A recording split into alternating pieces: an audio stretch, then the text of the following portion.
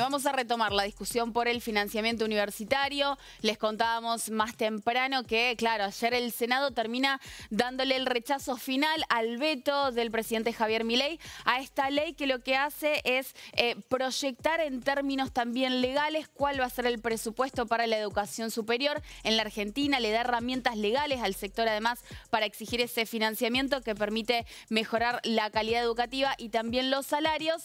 Pero vamos a ver también qué pasa con la aplicación, cuáles son los efectos ahora a partir de esta ley. Tami, retomamos contacto. Así es, Gaby, como decíamos al principio, bueno, además de qué pasa ahora, de qué pasó ayer, lo que nos preguntamos es, bueno, qué va a pasar a partir de ahora, teniendo también como antecedente lo que sucedió con la ley de emergencia en discapacidad. Pero estamos en la Universidad Nacional del Litoral, estamos en rectorado y vinimos a charlar con Enrique Mamarela, rector de la universidad. Bueno, Enrique, consultarte, cómo se sienten, cómo evalúan lo que sucedió ayer. Bueno, muy expectante, este es un trabajo que se vino haciendo.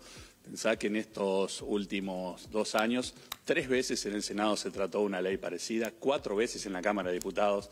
Es un trabajo muy largo, una sensación del trabajo cumplido. Y bueno, ahora las expectativas del cumplimiento real de la ley y fundamentalmente ya empezamos a trabajar con la base del presupuesto 2026. Necesitamos, queremos y el Estado Nacional necesita que haya una ley de presupuesto. El miércoles empezó el tratamiento en la Cámara de Diputados, ya estamos ahí. Y bueno, la ley nos cambia la base, así que abre una nueva etapa de trabajo.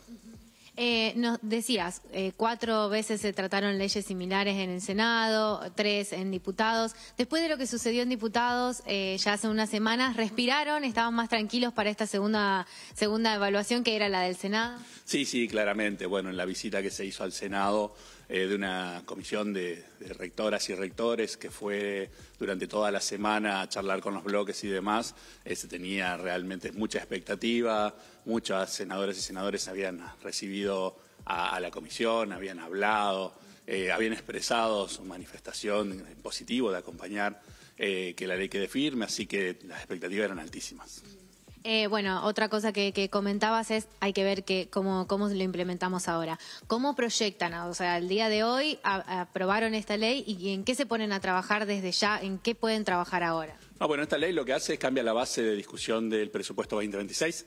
Evidentemente hay que recalcular ese presupuesto y hay que trabajarlo en la Comisión de Presupuesto. Así que ya estamos trabajando para que en el marco de la discusión de presupuesto en la Cámara de Diputados, también con senadores, se tenga en cuenta ese cambio. Tami, desde el Gobierno Nacional, una vez que se aprobó en el diputados este rechazo al veto, siguieron sosteniendo lo mismo, que no hay plata, que es irresponsable esta ley. Bueno, ¿qué se le puede decir? No, a ver, en números está claro que el Estado Nacional cuenta en sus arcas con el ingreso necesario para poder afrontarla. Lo que no estamos seguros es que cuente con la decisión política de hacerlo. Bueno, esto es una decisión política del Congreso y que tendrá que acatarse. Hay 7 senadores que votaron en contra y también 4 abstenciones. Bueno, ¿qué se les dice a ellos? Bueno, claramente entendemos que el modelo de universidad pública, el modelo de salud pública, probablemente no esté en la consideración de su trabajo, de sus ideas, de su modelo de país. Los invitamos a sentarnos y a discutir, porque creo que nosotros podemos dar cuenta de qué país queremos, qué país se necesita y qué hace la universidad en ese caso. Para hablar puntualmente de esta ley, bueno, vos decías, ahora lo que nos tenemos que poner a hacer es replantear qué hacemos con este presupuesto, replantear esas partidas. ¿Qué es lo que permite esta ley en sí y por qué es tan importante? Bueno, esta ley nos lleva a la actualización desde lo que fue el presupuesto 2023, o sea, último presupuesto aprobado, y se hacen las correcciones de lo que sería nuestro presupuesto por inflación para estar igual en la misma situación que en el 2023. Esto plantea una recomposición y una actualización en la inflación de acuerdo a también tarifas de servicios, tarifas de gas. Sí, a ver, a valores de INDEC, ni siquiera que hay una discriminación diferenciada de cuáles son los gastos de la universidad. Lo que se hace es, bueno, las becas, las partidas salariales y los gastos de funcionamiento, actualizarlos para estar en las mismas condiciones que en el 2023. ¿Tami? Bueno, y también está... sí, Gaby. No, a ver, para ¿Vos trasladarle... me querías consultar? Sí, una consulta al rector. A ver, lo que pasó con la ley de discapacidad fue que el gobierno nacional la termina promulgando, pero no la reglamenta. Y la envía al Congreso nuevamente para que los legisladores digan desde dónde va a salir ese financiamiento. Se espera que con esta ley pase algo similar. Consultarle al rector, en este caso, si es que ellos tienen diálogo con los legisladores, si saben cómo continúa ahora esa discusión política. Digo, si se llega a dar esta hipótesis, si tienen de dónde decirle al presidente, bueno, los recursos salen desde acá. Bueno, rector, le traslado la pregunta de Gaby que está en el piso. Con la ley de emergencia en discapacidad ocurrió lo que el gobierno hizo fue, bueno, decirle a los legisladores, ustedes díganos desde dónde salen esos fondos, como devolverle la pelota. ¿Creen que puede llegar a suceder algo similar?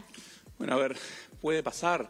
Es una estrategia política, no es algo que tenga que ser legal. A ver, nosotros tenemos una situación que es lo que plantea la Constitución y lo que plantean nuestras leyes de la Nación. Todo lo que ingresa al Estado Nacional, lo que el Estado pretende recaudar, tiene que formar parte de la ley de presupuesto. Todos los gastos que se atienden con esa plata tienen que formar parte de la ley de presupuesto. En el año 2024 no hubo ley de presupuesto, en el año 2025 no hubo ley de presupuesto.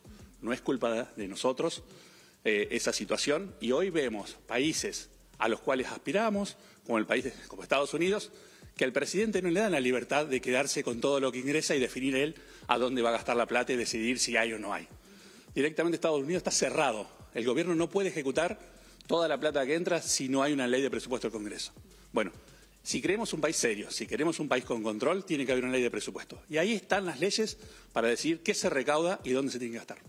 Entonces ahora lo importante es, como decías al principio, ponerse a trabajar sobre este presupuesto y desde ahí determinar, bueno, de dónde pueden salir estos fondos para las universidades. Claramente, en la propuesta de presupuesto 2026 hay una proyección de lo que hace el gobierno, de lo que van a ser los ingresos, del crecimiento o decrecimiento de la economía.